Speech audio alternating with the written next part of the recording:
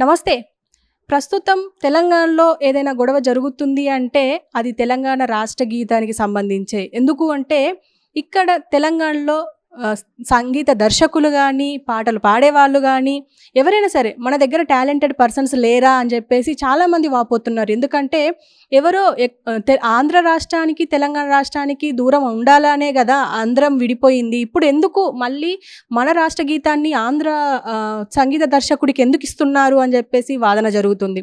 దానికి సంబంధించి మనతో పాటు మ్యూజిక్ డైరెక్టర్ అలాగే singer, background singer Charan Arjun మనతో పాటున్నారు. ఆయనతో మాట్లాడదాం.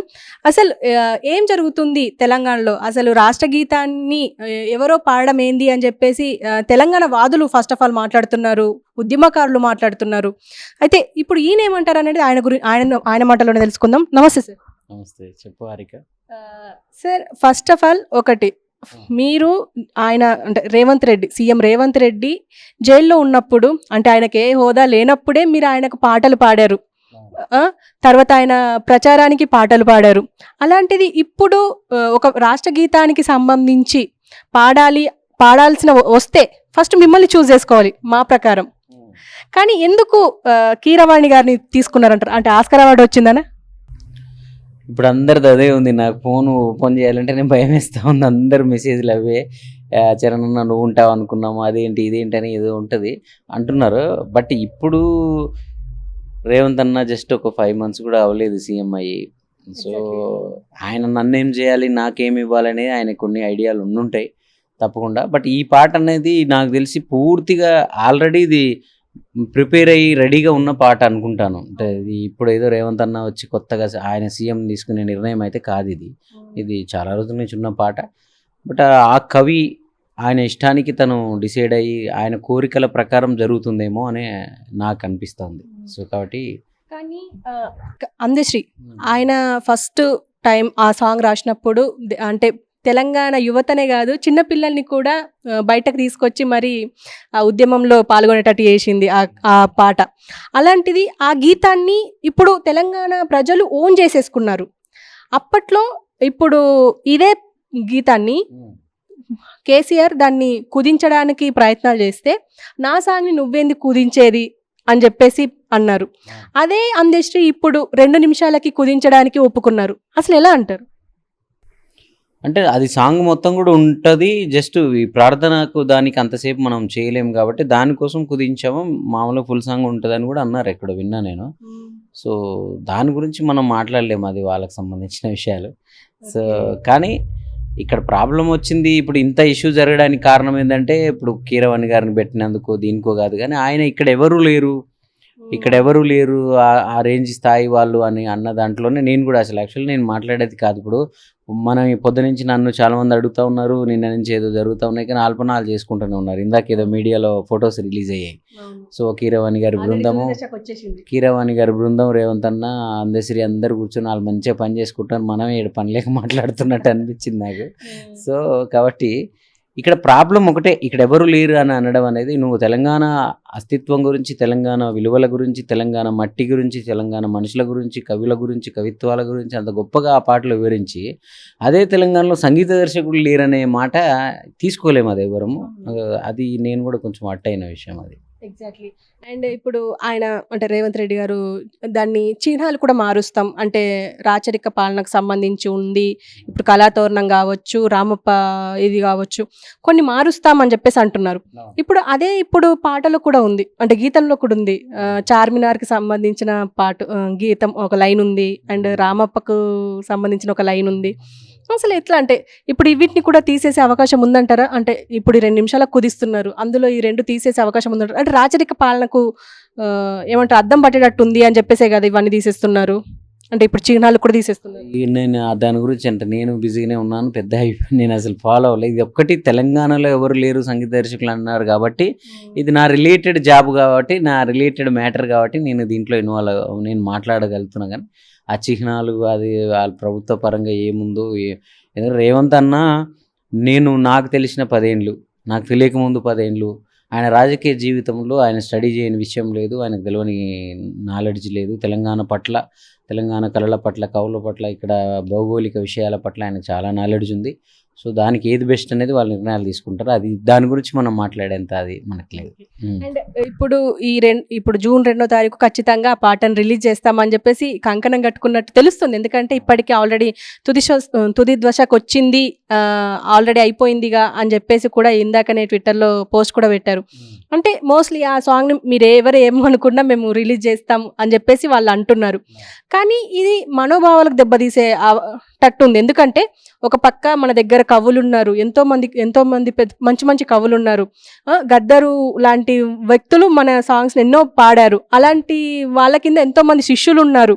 అలాంటి అందరినీ కాదని ఎందుకు కీరవాణిని ఎంచుకున్నారు అని అంటారు? చెప్పారు కదా, ఆయనే డైరెక్ట్ చెప్పారు కదమ్మా. ఇప్పుడు ఇక్కడ ఎవడు లేడు సంగీత దర్శకుడు, ఆయనకు సరితూగే వాళ్ళు, ఆయనను తలదన్నే వాళ్ళు ఇక్కడ ఎవరున్నారు అన్నారు. సో కీరవాణి గారు అంటే మా అందరికి గౌరవమే, మా అందరికి ఒక గురువు లాంటి వాళ్ళు. వాళ్ళు వేసిన వాళ్ళ పాటలు విని మేమంతా పైకి వచ్చాం. కానీ సో తెలంగాణ అనే ఒక పోరాటము, ఈ అస్తిత్వాల గురించి మాట్లాడుతున్నారు కాబట్టి లేరు. మాకు కీరవాణి గారు అయితే గౌరవంగా ఉంటుంది. కీరవాణి గారు లాంటి ఒక విశ్వవ్యాప్తమైన వ్యక్తి చేస్తే ఈ పాట ఇంకా విస్తారం అవుతుంది అని అలా సమాధానం చెప్పుంటే బాగుండేది.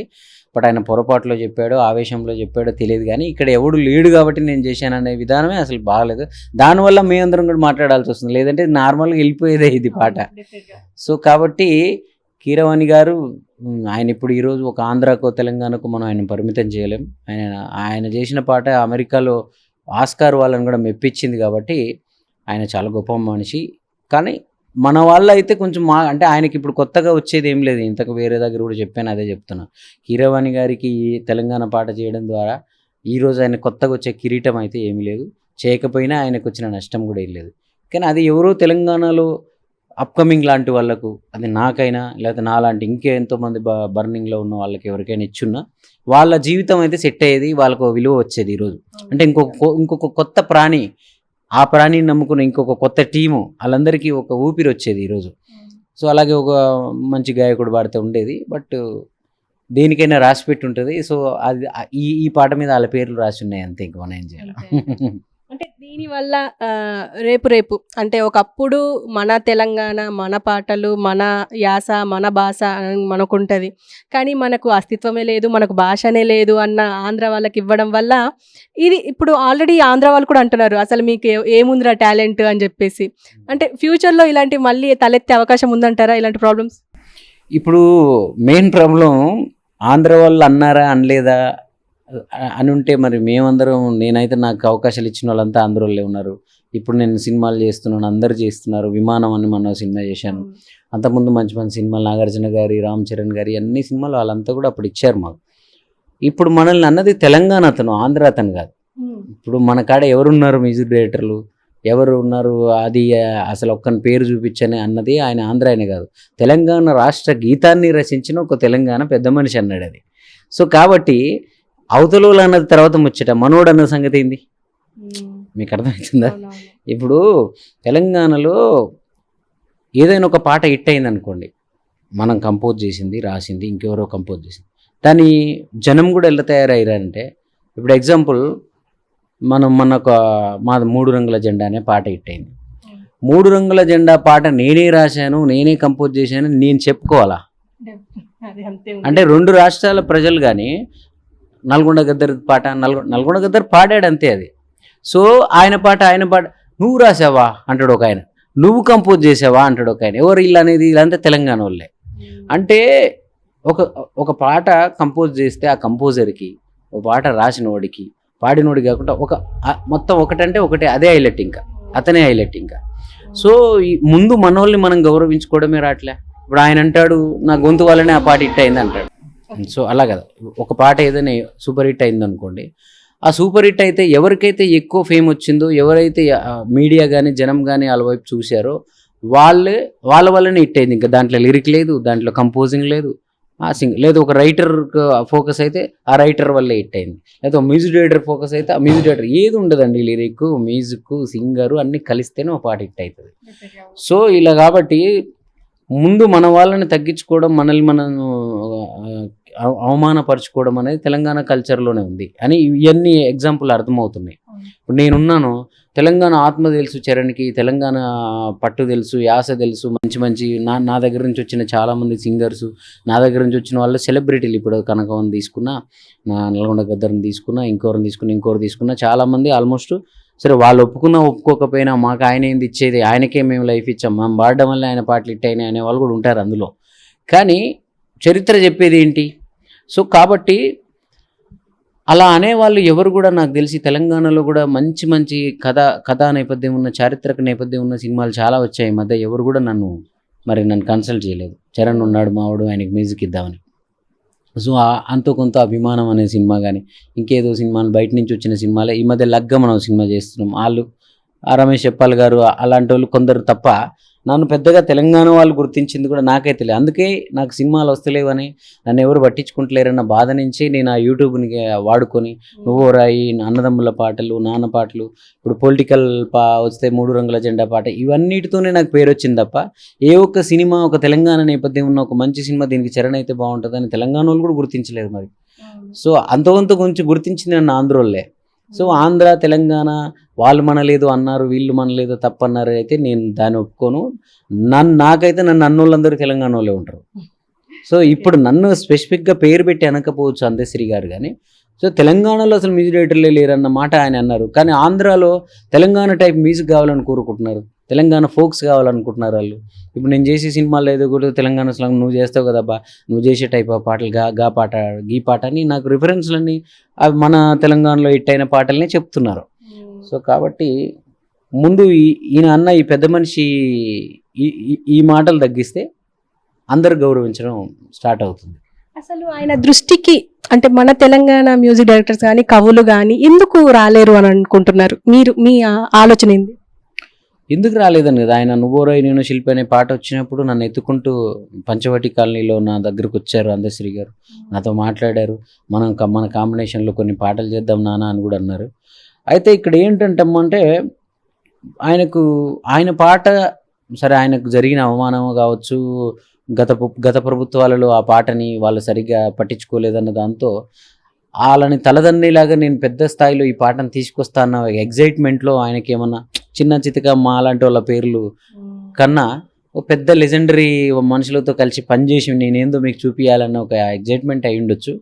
ఏదేమైనా ఆయన ఈ వయసులో ఒక తెలంగాణ ఒక మామూలు అందశ్రీ గారి మీద నాకు చాలా గౌరవం ఏంటంటే ఆయనకు చదువు కూడా సరిగ్గా రాదు, ఏదో తాపీ పని చేసుకొని ఈరోజు తెలంగాణ రాష్ట్ర గీతాన్ని రాసేంత స్థాయికి ఆయన పాటను ఒప్పించుకొని ముఖ్యమంత్రులతో కూర్చొని ఒప్పించుకొని ఆయన ఇష్టమైన గాయకుడు, ఆయన ఇష్టమైన సంగీత దర్శకుడితో ఆయన చేసుకునేంత స్వేచ్ఛను తీసుకున్నాడు చూడండి ఈరోజు ఒక కవి, ఓ ముఖ్యమంత్రి దగ్గర నుంచి. దానికి నేను ఆయనను అభినందించాల్సిందే. కానీ అందులో మన వాళ్ళని కించపరచడం అనేది ఇక్కడ బాధ అంతే. ఓకే సరే, ఎనీవే ఇది అంటే ఎవరికైనా బాధాకరమైన విషయం. ఎందుకంటే ఒక రకంగా అంటే మన తెలంగాణ అన్నప్పుడు మన వాళ్ళు ఉంటేనే అదొక ఓన్ చేసుకుంటాం, కానీ వేరే వాళ్ళు ఉంటే మాత్రం అదో రకమైన బాధనే. ఏదో ఉన్న ఎమోషన్ అనుకోండి, ఇది ఒక బతుకమ్మ పాటో లేకపోతే ఇంకేదో దసరా పాటో లేకపోతే ఒక కల్చరల్ ఏదో సాంగ్ అన్నప్పుడు ఇవన్నీ ప్రస్తావనలు రావు. అది తెలంగాణ రాష్ట్ర గీతం అని అఫీషియల్గా మనం చేస్తున్నాం కాబట్టి మన వాళ్ళని ఫీల్ అవ్వడంలో తప్పు లేదు, వాళ్ళు చేసింది కూడా తప్పేం కాదు. కానీ బట్ అదే ఈ చిన్న మాట వాటి వల్లనే అది చెప్పే సమాధానం కరెక్ట్గా ఉంటే బాగుండేది. బట్ ఇది నాకు తెలిసి రేవంత్ అన్న ఇప్పుడే కొత్తగా ఈ కళలు వీటికి సంబంధించింది కూడా ఆయన ఇంకా దాని మీద దృష్టి పెట్టలేదు. పెట్టుంటే మాకు కూడా పిలిచేవాడు, మేము కూడా ఒక టీమ్గా ఏర్పడి ప్రతిదాన్ని డిస్కస్ చేసేవాళ్ళం. సో తప్పకుండా రేవంత్ అన్న ఈ అనుభవాన్ని దృష్టిలో తీసుకొని నెక్స్ట్ నుంచి ఈ కల్చరల్ సంబంధించి ఏదైనా ఉంటే ఒక టీం ఏర్పరిచి అందరి సలహాలు సంప్రదింపులతోనే నిర్ణయాలు తీసుకుంటాడు తప్పకుండా. అందులో నాకు ఏదో ఒకటి అవకాశం కల్పిస్తాడని నేను అనుకుంటున్నాను. ఈవెన్ రేవంత్ రెడ్డి కూడా అంటే అందశ్రీ గారికే మొత్తం అప్పచెప్పేసిన ఆయన పాట ఆయన ఇష్టం. ఆయనకి ఒక టీం కూడా ఇంక ఏర్పడలేదు కదా రేవంత్ అన్నకి. ఇప్పుడు ఏ డిపార్ట్మెంట్స్ ఏంటి ఎవరు ఏంటి అని ఇంతకుముందు వాళ్ళు ఏర్పరిచిన డిపార్ట్మెంట్స్ వాళ్ళు ఏర్పరిచిన మనుషులు ఉన్నారు మొత్తం. వాళ్ళందరూ కూడా నేను చెప్తున్నా కదా, నేను రేవంత్ అన్న పాటలు చేసేటప్పుడు కోరస్ పాడటానికి కూడా వచ్చి భయపడ్డ మనుషులు ఇప్పుడు వాళ్ళందరూ అక్కడ ఉన్నారు. వాళ్ళందరినీ మార్చడమో లేకపోతే అదన్ని అన్నకు దగ్గర సెట్ చేసుకోవడమో అవన్నీ టైం పడుతుంది అనుకుంటా ఆయనకి. సో అదంతా అయిన తర్వాత నెక్స్ట్ జరగబోయేది ఏదైనా అంటే ఇది ఆల్రెడీ ఉన్న పాట, కొత్తగా సృష్టించాల్సిన అవసరం లేదు. అది రేవంత్ ఏమో రాయించేది కాదు, దాన్ని ట్యూన్ చేయించేది కాదు, దానికి ఏదో చేయాల్సిన అవసరం కూడా లేదు. చనిపోయారని ఒక వార్త వస్తుంది. అది మనకు తెలీదు. బట్ నెక్స్ట్ నుంచి ఇంకా ఏదైనా కళలకు సంబంధించిన విషయాలు ఉన్నప్పుడు మాత్రం అన్న మైండ్తోనే ఆలోచించే ఉన్నప్పుడు మాత్రం ఇలాంటి కాంట్రవర్సీలు రావని నేను అనుకుంటున్నాను. ఫైనల్ గా అంటే ఎలాగో కీరవాణి చేస్తున్నారు అంటే ఎంతైనా కీరవాణి పాటలు అంటే అందరికి ఇష్టమే. అది ఆంధ్రానా తెలంగాణ దేశమా ఏ సంబంధం లేదు, తెలుగు వాళ్ళకి కీరవాణి పాటలు అంటే ఇష్టమే. ఇప్పుడు వచ్చే పాట ఎలా ఉండబోతుంది అంటారు? అంటే ఇప్పుడు ఈ గీతం మన రాష్ట్ర గీతం అంటే అద్భుతంగా ఉండబోతుంది అంటారా, లేకపోతే అంటే అది ఆల్రెడీ ఉన్న ట్యూనే కదా, ట్యూన్ మారిస్తే ఎలా ఉంటుంది మనం చెప్పలేము దాన్ని. కుదించిన దాంట్లో ఇంపార్టెంట్ విషయాలు తీసుకుని కుదిస్తారు, వాళ్ళకి తెలియదు ఏముంది, వాళ్ళంతా ఉంటారు. కానీ బట్ ఎలా ఉండబోతుంది అంటానికి అది కొత్త ట్యూన్ అయితే అసలు కంపోజ్ చేసి కొత్తగా వస్తుంది పాట అన్నప్పుడు మనం ఏమైనా ఎలా ఉండబోతుంది అంటాం. ఆల్రెడీ మనం విని ఉన్న పాటే, బట్ ఆ ట్యూన్ని అలా మార్చకుండా ఇంకో రకంగా చేసి మెప్పిస్తే అద్భుతమే అది. కానీ నాకు తెలిసి అది మార్చరు అనుకుంటా నేను, సేమ్ ఉన్న ట్యూన్నే చేస్తారు. కానీ కీరవాణి గారు కాబట్టి ఆయన అంత సినిమాటిక్గానే ఉంటుంది ఈ పాట. అంటే అప్పుడు బట్ ఈ పాటను కూడా ఏమో అది సినిమాటిక్, ఆ ట్యూన్ కూడా సినిమాటిక్గానే ఉంది. అది పెద్దగా తెలంగాణ స్లాంగ్, తెలంగాణ యాసలో, తెలంగాణ జానపదం లాగా నాకు ఆ ట్యూన్ ఏముండదు. అది జనరల్గా మనం వందే మాత్రం ఉన్నట్టు, జనగణమన ఉన్నట్టు ఒక ప్రబోధాత్మక గీతం లాంటిది అది. సో దానికి కీరవాణి గారు తప్పకుండా, ఆయన ఆర్కెస్ట్రా బాగుంటుంది, ఆయన బృందం అంతా బాగుంటుంది. దాన్ని ఒక మంచి ఒక బాహుబలిలోను త్రిబుల్-ఆర్లోనూ ఒక పెద్ద పాట ఎలా ఉంటామో అలాంటి హంగామాతోనే ఉంటుందని నేను అనుకుంటున్నాను. Okay sir, thank you.